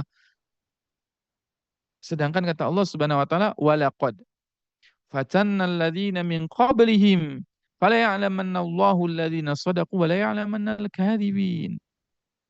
Walaqad, dan sungguh, fatanna, kami telah uji alladzina min qablihim, orang-orang sebelum kamu. Massathumul ba'sa wadh-dharra zulzilu hatta yaqula ar-rasul walladzina amanu ma'ahu mata nasrullah ala inna nasrallahi qarib. Orang-orang sebelum kita nih, ketika mereka mengatakan la ilaha illallah, massathumul ba'sa, ditimpa kesusahan, ditimpa kekeringan, ditimpa kemelaratan, ditimpa bukan hanya ad-dharra pun ujian ya yang menyesakkan dada mereka. Orang-orang yang sebelum kita, fatannal ladzina min qablihim, mereka harus bertaruh dengan keimanannya. Ada yang disalib seperti Habab Al-Arad, ya disalib ketika dia mengatakan Tuhannya adalah Allah, ditusuk perutnya. Ada juga ya para penyihir Firaun pun sama, disalib juga ketika mereka mengatakan iman pada Allah. Aman Nabi Rabbi Musa wa Harun. Aku beriman kepada Tuhannya Musa dan Tuhannya Harun. La usallibannakum fi judu'in nakhl. Kata Firaun, aku akan salib mereka ya pada ya pelepah kurma, pohon kurma. Dipotong kakinya berselangan, tangannya diputus satu, kakinya diputus satu. Ketika mereka mengatakan amanna, beriman sama Allah, diuji sama Allah. Kita pun lihat ya, ya bagaimana akhirnya ya Maisarah ya pembantunya Firaun yang pada saat itu mengatakan beriman ya pada Allah Subhanahu wa taala. Lalu dia apa? Dimasukkan ke dalam minyak yang begitu panas. Ada juga para sahabat Nabi Shallallahu alaihi wasallam yang ikat di selongsong besi, lalu api dipanaskan. Ya, api tersebut padam karena lelehan-lelehan kulit yang berjatuhan ketika dibakar api. Apakah kita juga pernah mengetahui ada seorang sahabat Nabi Shallallahu Alaihi Wasallam dibaringkan di atas tanah, di atas pasir yang panas, ditindih dengan batu yang begitu besar? Bilal bin Rabah. Apakah kita melihat pula ya sahabat Nabi Shallallahu Alaihi Wasallam pernah merasakan kelaparan tahun-tahun, bahkan mereka tidak mengerti apa ya, artinya kenyang. Barulah para sahabat itu merasakan kenyang itu setelah di Madinah. Belasan tahun di Mekah mereka mengalami kesengsaraan, bahkan Nabi SAW pernah diboikot oleh orang-orang kafir sehingga Nabi tidak memakan kecuali rumput yang telah kering. Tidak cukup kita mengatakan amanna, kami beriman kepada Allah, nggak akan diuji. Wahum la yuftanun, pasti diuji. Dan ayah bunda bangga sahabat Al-Quran sekalian, ujian kita itu tidak ada apa-apanya dibandingkan dengan ujian kita. Ujian kita itu tidak ada apa-apanya dibandingkan ujian para nabi, para rasul, para sahabat. Maka hari ini kita yang sedang merasakan ujian kita berat, ingat, tidak ada apa-apanya. Kita belum sampai diuji dengan kalimat wazulzilu, diuji dengan kalimat zulzilu, zulzilu guncangan yang begitu hebat.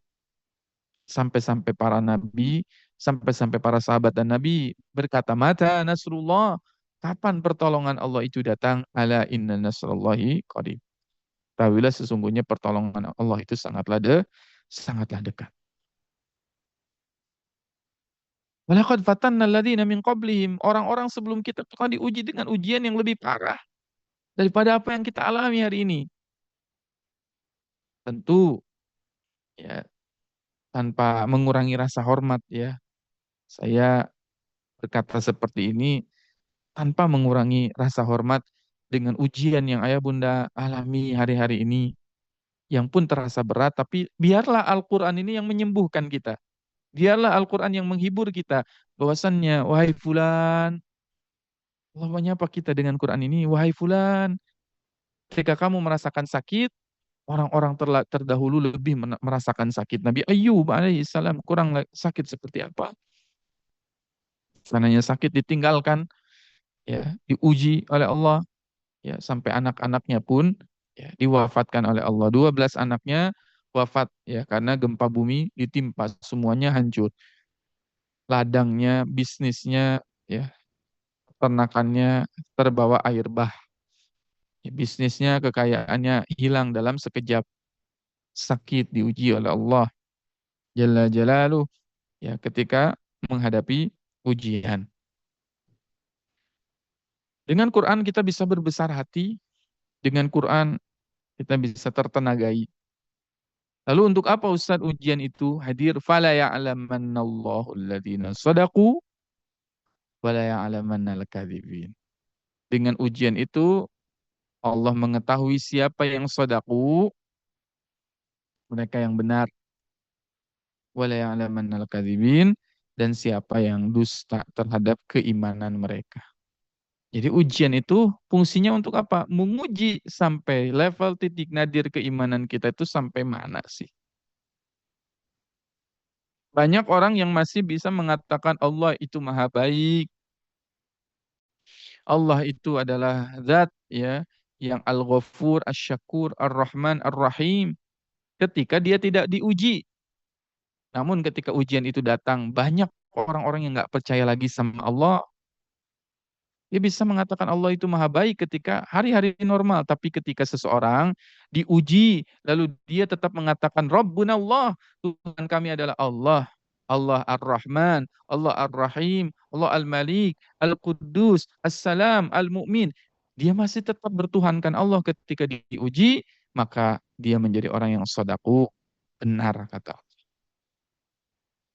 Tapi begitu banyak manusia yang ketika diuji, dia marah sama Allah, dia benci sama Allah, dia menjauh kepada Allah, dia mengatakan Allah itu zalim.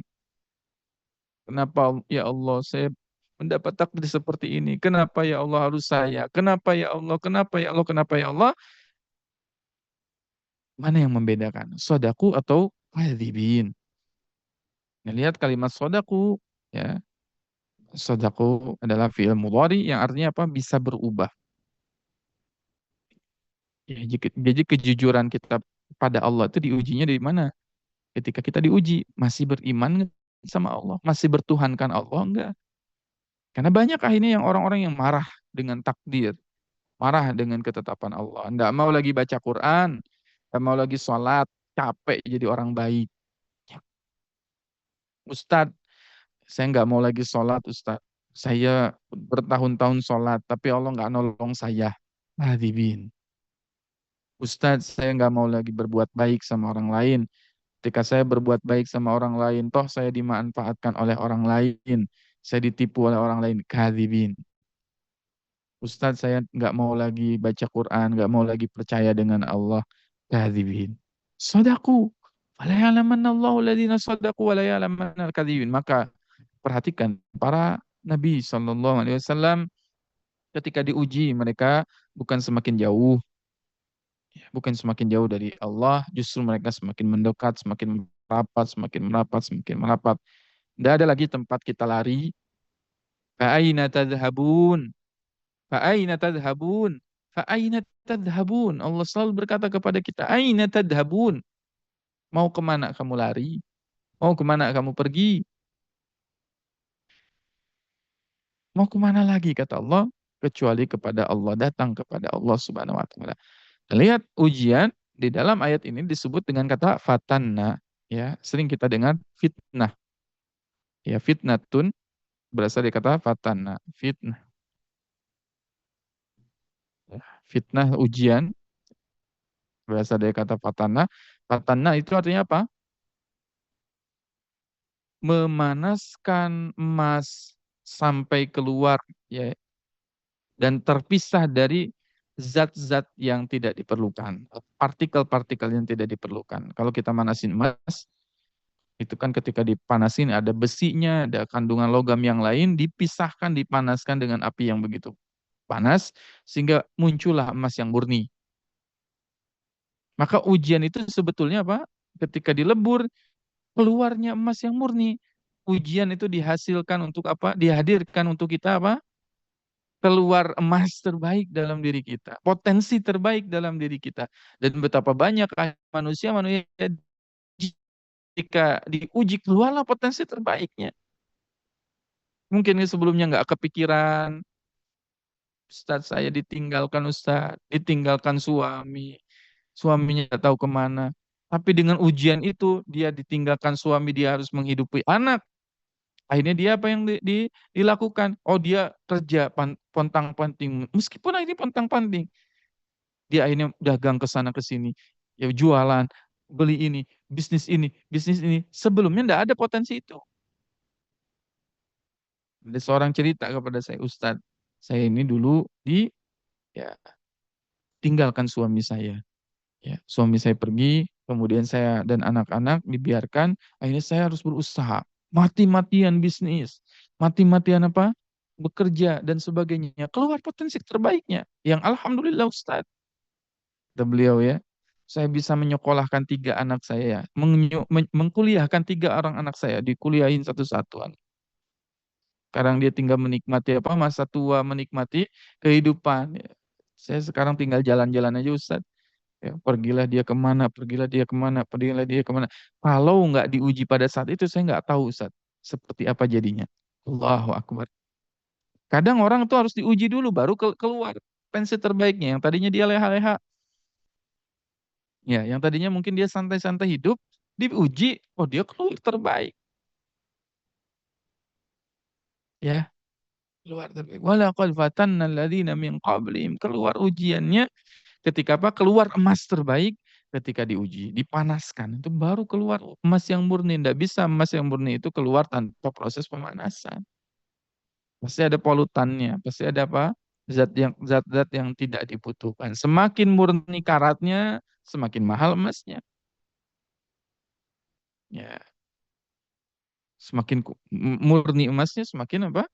Murni pula, ya mahal pula harganya. Maka terimalah ujian ini sebagai apa? Medan untuk mengeluarkan potensi terbaik dalam kehidupan kehidupan kita. Nah, sampai di sini sudah dirasakan ya. Ujian ini hadir untuk apa nih? Oh iya. Dengan ujian ini Allah ingin kita semakin dekat dengan Allah. Allah ingin kita semakin rajin baca Quran, rajin sholat malamnya, rajin berinteraksi dengan majelis ilmu dan sebagainya. Maka kita lihat lagi nih, ujian di dalam Al-Quran surat Al-Ankabut ini, poinnya nanti muaranya ada dalam kisah Nabi Nuh alaihi salam.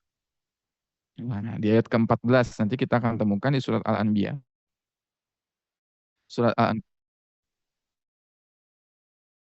أرسلنا نوحا إلى قومه فلبث فيهم ألف سنة إلا 50 عاما فأخذهم الطوفان وهم ظالمون ولقد أرسلنا نوحا. Perhatikan, ini titik poinnya ya, dari ujian dalam Quran surat Al-Ankabut. Ada kisah Nabi Nuh alaihi salam. Walaqad arsalna Nuhan ila qaumih. Dan sungguh kami telah utus Nuh kepada kaumnya. Falabitha fihim alfa sanatin illa khamsina ama. Ini perlu kita urai sedikit demi sedikit ya. Maka Nabi Nuh itu diam bersama kaumnya alfa sanatin illa khamsina aman. Alfa sanah berapa nih? Alfa sanah. Alfa sanatin di sini ditafsirkan 1000 tahun kurang 50. Khamsina aman. Di sini kurang 50. Kalau kita baca terjemahan, ini akan seperti ini. 1000, kita baca versi terjemah ya. Alfa sanatin illa khamsina aman.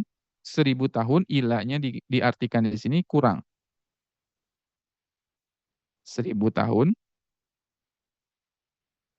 kurang 50. Gitu ya. Berarti berapa? 1000 kurang 50. 1000 kurang 50 berapa ya Bunda? Sobat Quran. Nah, gitu ya. 950 tahun. Kita pasti bacanya jadi gini. Falabitha fihim alfa sanatin illa khamsina ama. Maka kalau kita lihat dalam Quran surat Nuh, ya kisah Nuh ini diabadikan juga dalam surat khusus. Allah turunkan satu surat khusus, surat Nuh. Inna arsalna Nuhan ila qawmihi an anzir qawmaka min qabli an ya'tiyahum azabun alim. Oh ya Nuh, ya. Inni da'autu qaumi laylan wa nahara lam yazidhum du'ai illa firara wa inni kullama da'autuhum litaghfira lahum ja'alu asabi'ahum fi adhanihim wastaghshaw thiyabahum wa asarru wastakbaru istikbara thumma inni da'autuhum jihara ثم إني أعلنت لهم وأسررت لهم إسرارا. Surat Nuh mengabadikan proses dakwahnya Nabi Nuh. Qala Nuhu. Ya. Qala Rabbi inni. da'autu qaumi lailan wa nahara. Kata Nabi Nuh, sesungguhnya aku berdakwah kepada kaumku lailan wa nahara. Mau siang hari, mau malam hari saya berdakwah. Ujian Nabi Nuh alaihi salam. Ya, berdakwah siang dan malam. Wala ya qaumi inni lakum nadhirum mubin. Ani abudullaha wattaquhu wa ati'un. Ya, sampai di ayat 5-nya ya Nabi Nuh berkata, ya, ya Tuhanku sesungguhnya aku telah menyuruh berdakwah ya siang dan malam. Ditafsirkan ya di dalam Quran surat Nuh, Nabi Nuh tinggal 950 tahun. Sering kita dengar ya riwayat ini. Nah, kalau kita baca ayatnya, perhatikan di sini harus lebih teliti. 1000 tahun di dalam ayat ini disebutkan dengan kata alfa sanah. 1000 tahun disebutkan fala bisa fihim alfa sanatin illa khamsina ama. Kenapa yang satu disebut dengan sanah, yang satu disebut dengan apa? Aman. Ini ya. Alfa sanatin khamsina ama. Nah, ini kalau tadabbur tuh harus teliti banget ya, memperhatikan kosakata dalam Quran ini. Alfa sanatin dengan khamsina aman. Kalau terjemahannya artinya sama-sama aja. 1000 tahun, 1000 tahun di sini ya, 50 tahun. Padahal digunakannya dengan kalimat sanatan dan aman. Dan disinilah bukti bahwasannya kadang bahasa Indonesia itu ya, sangat terbatas. Bahasa Indonesia itu sangat terbatas untuk menggambarkan keindahan Quran yang akan kita dapatkan ketika kita ya tidak mempelajari Quran dari segi bahasanya ya. Kalau kita pakai bahasa ya diterjemahkan 1000 tahun, 50 tahun. Padahal sanah dan am itu berbeda dalam Quran sehingga kita sedikit akan mentadaburi ya perbedaan kata sanah dan am. Ini akan nyambung kepada korelasi ujian dalam kehidupan. Ujian dalam kehidupan. Nah, kita tadaburi kata sanah dulu ya. Nah, ini ya, kata sanah tahun atau juga sinin ya. Jamaknya dari sanah itu sinin. Sanah itu 1 tahun, ya sinin itu banyak. Perhatikan di sini kisah Nabi Yusuf. Qad tazra'una sab'a sinina da'aba fama hasadtum fadharuhu fi sumbulihi illa qalilan mimma tuhsinun. Singkat cerita, ya saya percepat, Nabi Yusuf itu kan pernah bermimpi ya. Ada 7 sapi yang kurus memakan 7 sapi yang gemuk. Kemudian ada 7 tangkai gandum yang mati memakan 7 tangkai gandum yang hidup. Tafsir dari mimpinya adalah tazra'una sab'a sinina da'aban. Kalian menanam 7 tahun. Menanamlah kalian selama 7 tahun. Sab'a sinin. Ya. Dan sinin adalah identik dengan apa? Tosanah tadi. Sanatun dalam bahasa Al-Quran lebih identik kepada tahun-tahun yang sulit. Tahun yang sulit. Jadi Nabi Yusuf alaihissalam berkata, nah, 7 tahun ke depan kita harus susah ya, efisiensi ya, bahasa sekarang ya. Nah, kita akan mengalami masa yang susah, sulit. Itu namanya sana atau sinin. Allahu Akbar. Ya, harus kerja keras, bercocok tanam 7 tahun berturut-turut. Fama hasadtum, biarkanlah apa yang tumbuh, fadaruhu, biarkanlah. Fi sumbulihi illa qalilan mimma ta'kulun. Kecuali ya sedikit dari tangkainya diambil untuk makan. Ini kan tahun yang efisiensi tadi berat, sulit gitu. Sekarang kita sedang rasakan kan ya, tahun-tahun ini yang penuh dengan ujian ya, penuh dengan coba ya, kita harus benar-benar bertahan hidup ya, fighting, benar-benar survive ya, sab'an sinin kata Nabi Yusuf. Sumayati min ba'di dzalika sab'un syidad kullama qaddamtu lahunna illa qalilan mimma tuhsinun. Kemudian akan datang lagi nanti 7 tahun yang sangat sulit. Dan kalian akan apa? Yakulna, akan menghabiskan apa yang kamu simpan. Illa qalilan mimma tuhsinun, kecuali sedikit dari apa yang akan kamu simpan. Ya, jadikan bibit, sedikitnya sisanya. Sumayati min ba'di dzalika amun fihi yughathun nasu wa fihi ya'sirun. Kemudian akan datang tahun di mana yughathun nas. Ya, akan turun yang hujan yang besar. Ya, maka yugos itu adalah hujan. Hujan itu disebut dengan kata yugosun. Yugosu dalam Al-Quran ya, serupa dengan istighosa. Ya, istighosa itu artinya apa? Harapan. Istaghith, berharap. Ya. Maka erat kaitannya hujan dengan harapan. Hujan dengan harapan. Nah, ini tahun-tahun kebahagiaan.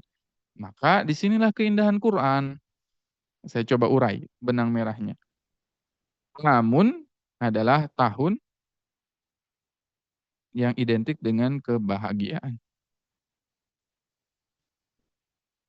Dan sinin atau sana identik dengan tahun yang sulit. Dan lihat, sulitnya masa Nabi Yusuf itu hanya 7 tahun. Ya, sekitar 7 tahun. Sab'un ya, sab'a sinin, 7 tahun sulitnya. Dan ketika mengabarkan kebahagiaan tidak disebutkan amnya berapa di sini. Kalau tadi surat Al-Ankabut khamsina aman 50 tahun, tapi di dalam Quran surat Yusuf tidak dijelaskan berapa batasan waktunya. Akhirnya kita bisa mendapat hikmah bahwasanya Nabi Yusuf itu ya setelah 7 tahun kesulitan itu sepanjang itu tidak pernah lagi mengalami kesulitan. Oke, kita tarik lagi kembali lagi ke surat Al-Ankabut. Perhatikan.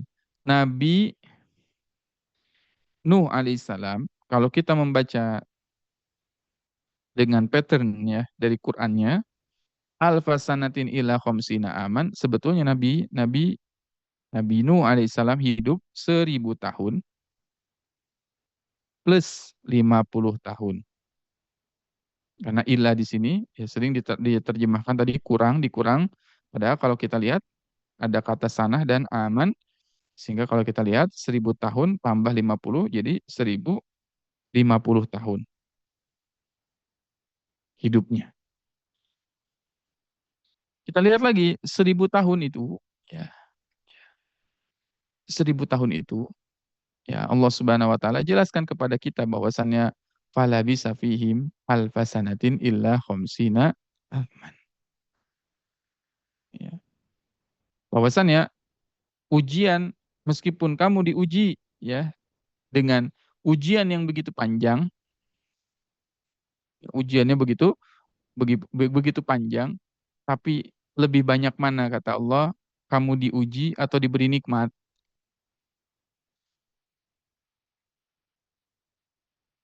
Lebih banyak mana kita diuji atau lebih banyak mana kita diberi nikmat? Kita dikasih nikmat. Maka sebetulnya meskipun kita diberi ujian yang begitu banyak, ujian kita itu nggak ada apa-apanya ya, dengan ujian Nabi Yunus alaihissalam. Dengan ujian Nabi siapa?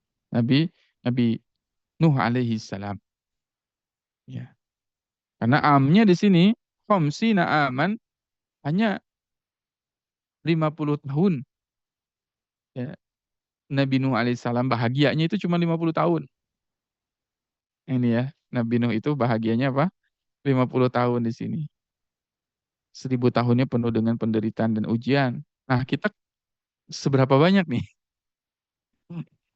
kita hidup hari ini? Ya, 1000 tahunnya penuh ujian Nabi Nuh alaihissalam, 50 tahunnya penuh dengan bahagia. Bahagianya itu baru 50 tahun. Nah, kalau kita konversi aja dengan diri kita, ujian. Ustadz, saya banyak ujiannya. Ujiannya baru berapa lama?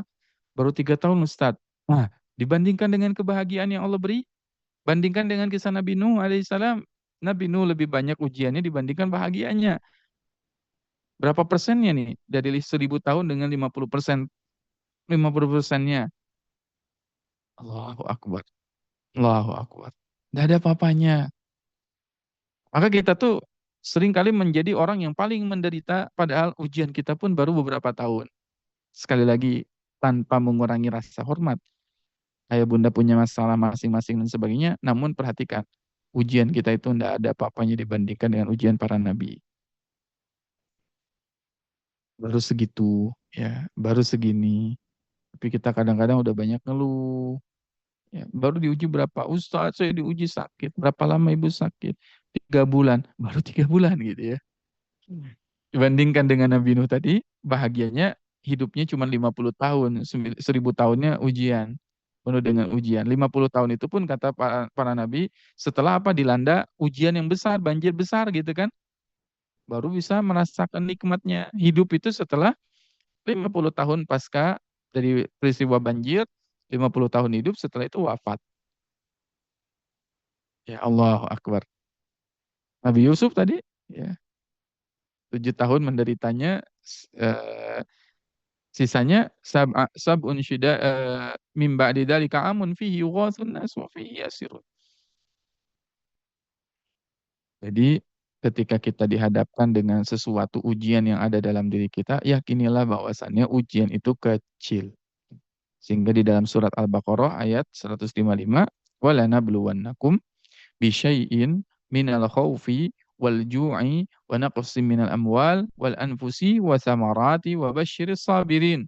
Dan sungguh akan kami uji. Nabluwakum wala nabluwannakum. Di sini ujian menggunakan kata bala. Jadi ada kata fitnah, kata bala gitu ya.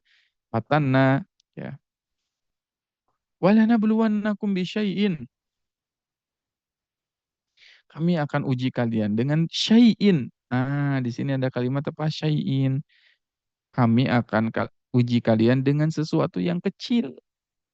Sedikit-sedikit nih bahasa terjemahannya. Dengan sesuatu yang kecil sekali. Itu ujian itu kecil. Minal khawfi, dari apa? Ketakutan. Wal ju'i, ya takut nih, takut apa nih gitu ya. Sekarang takut ekonomi, takut ini, takut itu dan sebagainya. Wal ju'i, kelaparan. Naqsim minal amwal, kekurangan harta. Nanti gimana ya masa depan, ekonomi dan sebagainya. Wal anfusi, jiwa, ya, kehilangan orang yang kita sayangi. As-samarat, buah-buahan. As-samarat pun di sini ditafsirkan oleh para ulama, termasuk as-samarat itu adalah kehilangan anak yang dicintai. Karena anak itu, kata Nabi dalam hadis, anak itu adalah samarah. Anak itu adalah buah. Ya, sehingga ada yang menafsirkan as-samarat itu bukan kurang buah-buahan, tapi adalah diambil anak yang paling dicintai. Ya, diwafatkan anak yang paling dicintai. Wa basyiris sabirin, berikanlah kabar gembira bagi orang yang sabar. Siapa yang akan mendapatkan kabar gembira? Orang yang sabar. Siapa orang yang sabar? Dijelaskan di ayat selanjutnya, ayat 156. Alladzina idza asabatuhum musibah qalu inna lillahi wa inna ilaihi raji'un. Nah, ini ya. Dia orang-orang yang ketika asobathum, menyentuh, asoba ditimpa. Ya, atau ujian itu disebut juga dengan musibah. Asobathum, ya, ujian itu menimpa dengan tepat, dengan cermat, dengan teliti, ya, dan tidak pernah salah alamat. Sobathum musibah. Jadi ketika kita dapat ujian itu pasti tepat, pasti cermat, pasti teliti dan sudah diukur oleh Allah, ya, tidak akan mungkin meleset. Ya, tidak akan mungkin meleset. Qalu inna lillahi wa inna ilaihi raji'un. Mereka pun kemudian berkata, inna lillahi, wa inna ilaihi roji'un. Ini ada kalimat inna lillahi wa inna ilaihi roji'un. Ada kalimat ini istirja, mengembalikan segala sesuatu kepada Allah. Maka kita baru sampai nih ke tips pertama agar kita lulus dari ujian adalah banyak-banyak memperbanyak istirja. Inna lillahi wa inna ilaihi roji'un. Mengembalikan segala sesuatu kepada Allah. Ulaika alaihim salawatum min rabbihim wa rahmah wa ulaika humul muhtadun. Mereka itulah yang akan mendapatkan salawat dari Allah dan mendapatkan rahmat. Wa ulaika humul muhtadun. Mereka itulah orang-orang yang diberi petunjuk. Nah, sehingga di dalam Al-Quran ada 3 perbedaan dalam musibah. Perbedaan makna musibah, bala, dan fitnah dalam Al-Quran. Ini saya percepat aja ya. Musibah bermakna segala sesuatu yang menimpa seseorang dan tidak disukai berupa keburukan atau kesusahan. Ya, jadi menimpa sesuatu baik itu tidak disukai berupa keburukan atau kesusahan. Dan kata musibah disebut sesuatu yang menimpa hamba, kesedihan, kerugian, penyakit, dan kematian. Nah, di sini surat Al-Hadid ayat 22. Ma asaba min musibatin fil ardi wala fi anfusikum illa fi kitabim min qabli an nabra'aha. Ya, bahwasannya musibah itu lebih erat kaitannya dengan apa? Dengan sesuatu yang tidak disukai berupa keburukan dan kesusahan. Kalau bala, bala itu apa? Bala itu ujian dari Allah yang dapat berupa kebaikan atau keburukan untuk menguji keimanan hamba. Bisa berupa kebaikan, bisa berupa keburukan. Nah, kata bala ini tadi, proses pengujian Allah untuk menguji keimanan dan kesabaran dan syukur hambanya. Surat Al-Baqarah tadi ayat 155. وَنَبْلُوكُمْ وَلَنَبْلُوَنَّكُمْ بِالشَّرِّ وَالْخَيْرِ وَلَنَبْلُوَنَّكُمْ بِشَيْءٍ مِنَ الْخَوْفِ وَالْجُوعِ وَنَقْصٍ مِنَ الْأَمْوَالِ وَالْأَنْفُسِ وَالثَّمَرَاتِ وَبَشِّرِ الصَّابِرِينَ. Tadi ya, tujuannya untuk apa? Menguji keimanan, kesabaran, dan syukur hambanya. Kemudian kata fitnah sering berkaitan dengan cobaan yang dapat menyesatkan hati dan iman. Kata fitnah ini ya, nah, condongnya kepada godaan terhadap agama, keimanan, kebenaran, fitnah sosial, ya. Ini namanya fitnah. Ya, surat Al-Ankabut ayat 2 tadi. Dan identiknya fitnah itu dengan hati dan keimanan seperti syirik, keraguan, dan godaan dunia. Nah, ini namanya fitnah. Oke. Kemudian, ya ini tadi kalimat istirja yang harus kita perbanyak ketika kita mendapat ujian dan musibah adalah kalimat inna lillahi wa inna ilaihi roji'un. Orang yang mendapat atau mengucapkan kalimat ini akan mendapatkan sholawat dari Allah, ya, rahmat dari Allah. Allah akan berikan juga pengganti yang lebih baik. Allah akan menguatkan hati ya, saat seseorang itu diberikan musibah dan Allah akan tumbuhkan kesabaran ya pada orang-orang yang ya istirja. Kalimat istirja mengajarkan kepada kita bahwa kita adalah milik Allah, harta kita milik Allah, anak kita milik Allah, jabatan kita milik Allah, dan semua akan kembali kepada Allah. Inna lillahi wa inna ilaihi roji'un. Kemudian, ini terakhir ya, saya ingin ajarkan sebuah doa dari Nabi Shallallahu Alaihi Wasallam yang nampaknya doa ini harus kita biasakan ya ketika di masa-masa sulit dan di masa-masa yang penuh ujian harus kita baca dan kita hafalkan kalau bisa nanti di print ya dan dipajang di rumah dibaca setiap hari. Allahumma inna na'udzubika min jahdil bala wa darrakis syaqa wasu'il qadha wa syamatatil a'da. Ya, ini doanya ya terapinya Allahumma inna na'udzubika ya Allah. Di sini Allahumma ya Allah. Kita memanggil dan mengawali dengan penuh penghambaan. Datang kepada Allah saat kita diuji. Ya Allah, tolong saya. Ya Allah, bimbing saya. Na'udzubika Aku berlindung kepada engkau. Na'udzubika bermakna kita benar-benar kembali kepada Allah, mengakui betapa lemahnya diri kita, dan benar-benar memohon perlindungan hanya kepada Allah Subhanahu wa taala.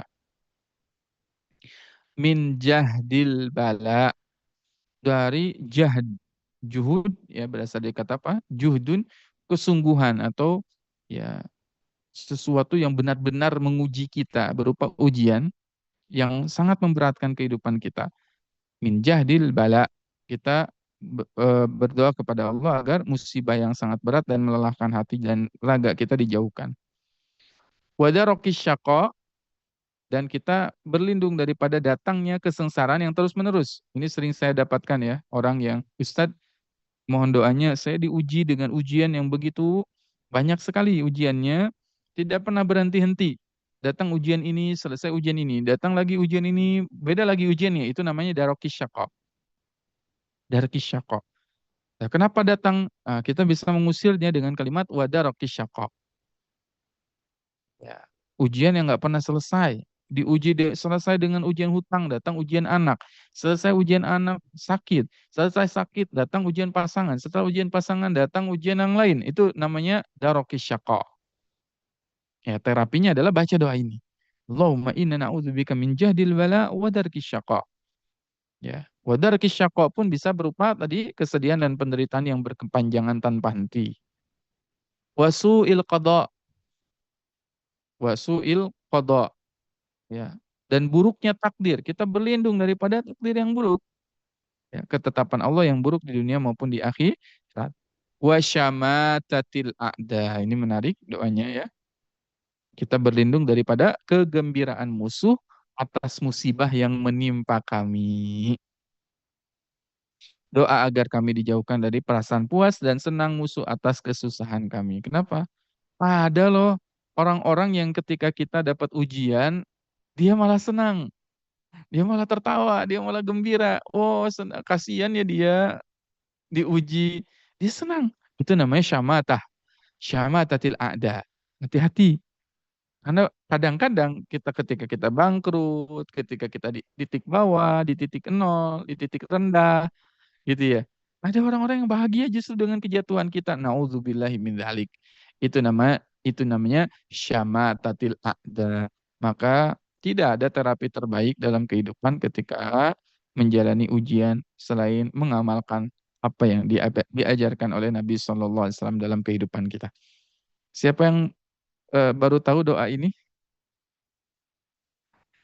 Doanya boleh dibaca dalam sujud, boleh.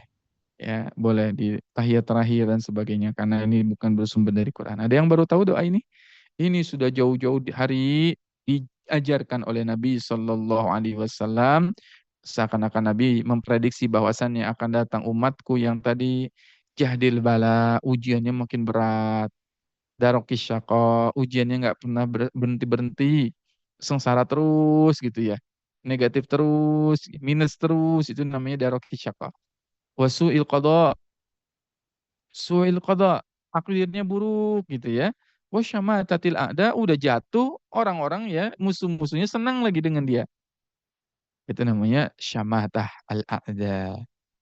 Nah, supaya nggak terhindar dari ujian-ujian yang berulang datangnya, baca doa Nabi ini.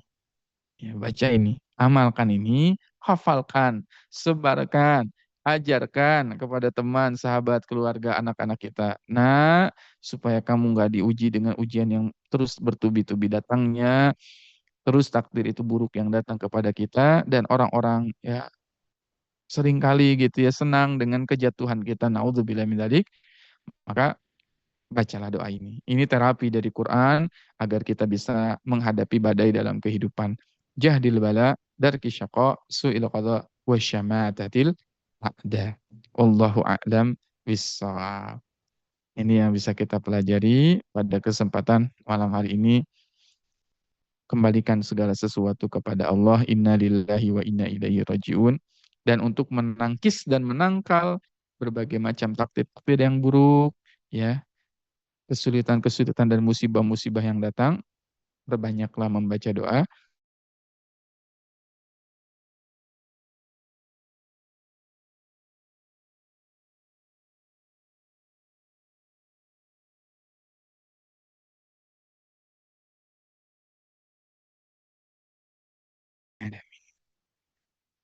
Recording stopped. Baik. Ya, Masya Allah. Gimana? Sudah tertenagai? Mudah-mudahan tertenagai ya. Tertenagainya bukan oleh perkataan saya, karena saya ini hanya seksi bunyi-bunyian saja. Saya hanya seksi ngomong-ngomong saja. Adapun hidayah tentu itu di tangan Allah. Adapun kebaikan itu di biadillah dari Allah, yang membuat, yang merubah nasib kita, diri kita adalah Allah Jalla Jalaluh, bukan omongan saya, ya bukan perkataan saya. Kalau ada yang ingin ditanyakan, boleh ya. Kita buka barangkali satu atau dua pertanyaan. Ya, insya Allah ya. Mungkin dua pertanyaan saja ya, karena sudah 21.20. Silakan. Ada Pak Pratomo. Bisa dibuka mikrofonnya, Pak. Oke. Assalamualaikum warahmatullahi Ustadz. Waalaikumsalam warahmatullahi wabarakatuh. Nah, Ustadz, ini tadi saya juga mau nanya, eh, bicara masalah takdir tadi kan sudah tertulis di Lauhul Mahfudz ya Ustadz ya. Itu kan kehendak Allah. Sedangkan doa itu kan doa, harapan atau kehendak kita. Nah, bisakah doa itu merubah dari takdir itu sendiri Ustadz? Itu yang pertama Ustadz. Terus kemudian yang kedua, eh, tadi kan kita bilang ridho, contohnya tadi misalnya katakanlah kita mau umroh kemudian tertipu Ustadz ya. Ya, Ini saya mau memisahkan antara ridho sama eh, mitigasi kita untuk berikutnya. Dalam artian gini, kita sudah ridho nih sama takdir katakanlah kita tertipu tadi. Cuman gimana orang lain nggak tertipu, artinya kan kita tetap memproses tadi kan Ustadz ya, untuk eh, biro travel yang menipu tadi. Yang pertama, terus kemudian yang berikutnya lagi mitigasi ke kita, mungkin kita kurang selektif, artinya dalam memilih. Lah itu apakah termasuk kita ridho atau gimana ya Ustadz ya? Ya, baik. Assalamualaikum warahmatullahi wabarakatuh. Waalaikumsalam warahmatullahi wabarakatuh. Pertama, apakah doa bisa merubah takdir? Sangat bisa, ya. Sangat bisa. Dalam hadis disebutkan bahwasannya tidak ada satupun yang mampu merubah takdir kecuali dengan doa. Kecuali dengan doa. Kecuali dengan doa. Jadi sangat bisa ya takdir itu merubah nasib, merubah doa yang tadi merubah apa takdir kita. Ketika seseorang pergi, wasilahnya dia keluar rumah, kemudian baca doa, ya dia bisa selamat selamat dari takdir buruk yang menimpa. Yang kedua, itu banyak tadi saya baca selintas-selintas dari pertanyaan-pertanyaan yang hadir di kolom komentar. Apa bedanya ridho dengan ikhlas gitu kan ya? Ikhlas saya tulis ya. Bedanya ridho dan ikhlas supaya nggak paham, nggak keliru. Seringkali ridho dan ikhlas itu tukar di Indonesia itu. Ya, seringkali ketuker ya. Ridho,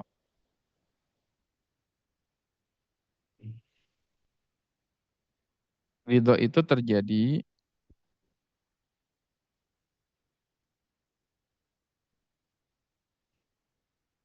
dan ikhlas. Ridho terjadi sesudah atau sebelum? Setelah, Menurut ayah bunda. Ridho sesudah atau sebelum, Pak? setelah Ustadz. Nah, betul. Ridho itu setelah. Setelah. Kalau ikhlas?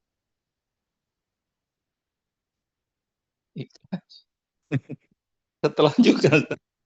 Setelah juga. Nah, ikhlas itu sebelum, sebelum, saat, dan sudah. Tapi condongnya ikhlas itu di awal. Sebelum condongnya itu. Di Indonesia seringkali kita bilang ada orang misalkan kecopetan. Kecopetan, hilanglah dompetnya dan uangnya. Kita bilangnya semoga ikhlas atau semoga ridho.